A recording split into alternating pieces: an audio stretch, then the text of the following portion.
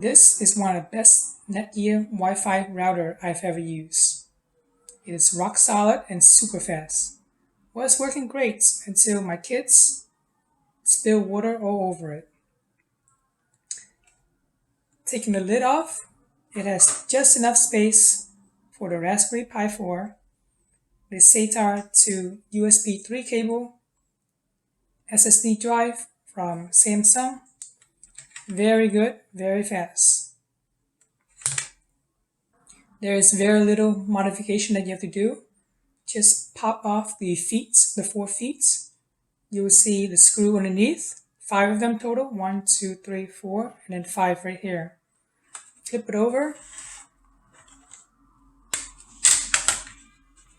Space for SSD here, and the Raspberry Pi you can fit in here. Still installed correctly. Be sure to shave this off, shave this off, shave some of this and this and this as well.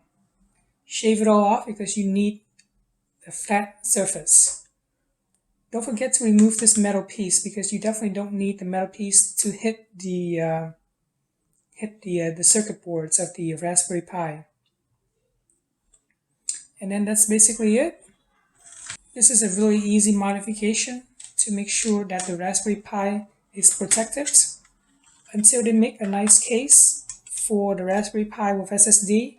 This is the next best thing. I think you can easily fit 2 SSD, but for now I only need 1 to run HomeAssistant.